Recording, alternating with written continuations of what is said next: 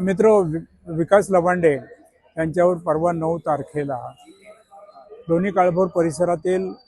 मातोबाच्या आळंदीजवळ एकांतात त्यांना आडरानामध्ये अडवून सम्राट या गुन्हेगाराने, भंडारी या गुन्हेगाराने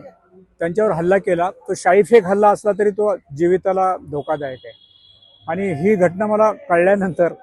जेव्हा मी माध्यमावर पाहिली तेव्हा मी 1 तासाच्या आतमध्ये जाऊन लवांडेंना भेटलो। याचं कारण असं की लवांडे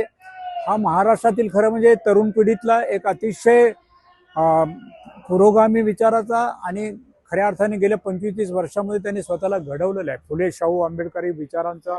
एक जबरदस्त अभ्यास केल्यानंतर युवक क्रांती दलासारख्या चळवळीमध्ये काम करून एक तयार झालेला कार्यकर्ता, जनसामान्यांच्या प्रश्नांची खूप चांगली जाणीव असलेला आणि कार्यकर्ते घडवणारा, म्हणजे प्रत्यक्ष त्याचं जर पुस्तक जर कार्यकर्ते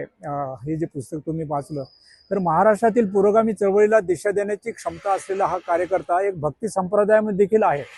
त्याचं कुटुंबच भक्ती संप्रदायामध्ये आहे, तो वारकरी आहे। आणि त्या ठिकाणी खरं म्हणजे वारकऱ्यामध्ये पुरोगामी विचार म्हणजे संत चोखोबापासून तर तुकारामापर्यंत जो विचार आहे, परिवर्तनाचा विचार बहुजनामध्ये घेऊन जाणारा असा हा कार्यकर्ता, याच्यावर हल्ला का होतो याचा खरं म्हणजे आपण सर्वांनी विचार याचं कारण तो पुरोगामी आहे। आणि या खऱ्या अर्थाने त्यामुळे प्रतिगामी शक्तींना त्याच्यापासून धोका वाटतो आणि म्हणून त्याला आडरानामध्ये अडवून त्याला धमकी दिली आणि त्या ठिकाणी प्रत्यक्षामध्ये खरं म्हणजे त्याला पिस्तूल देखील दाखवण्यात आलं, पण त्याची पोलिसांनी दखल घेतलेली आहे। म्हणून आम्ही या ठिकाणी आज सर्व पुरोगामी पुणे शहरातल्या पुरोगामी चळवळीतल्या कार्यकर्त्यांना आम्ही विनंती केली आणि मोठ्या प्रमाणामध्ये इथे आले आणि त्यांनी आपला निषेध नोंदवलेला आहे। आपल्याला आता माझी जर म्हणजे विकास लवांडे यांच्यावर हल्ला झाला आणि हे बातमी मला कळण्याचं कारण असं की मी आणि विकास लवांडे अतिशय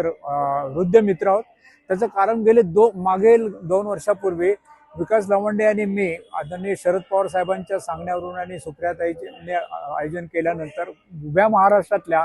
36 जिल्ह्यामध्ये आम्ही 2 महिने प्रवास केला आणि त्या सर्व महाराष्ट्रातल्या पुरोगामी चळवळींशी आम्ही संपर्क साधला आणि पुरोगामी चळवळीमध्ये संवाद साधून आपण एकत्र कसं काम केलं पाहिजे आणि ते जे काम करत आहेत निर्णय पुरोगामी संघटना आहे त्या कामाची दखल घेऊन त्याची देखील शासनाने कशी त्यांच्या कामाचा उपयोग कसा केला पाहिजे किंवा त्यांच्या ज्ञानाचा, त्यांच्या अनुभवाचा, आणि शासनाने खरं म्हणजे सरकारने ते जे काम, उदाहरणार्थ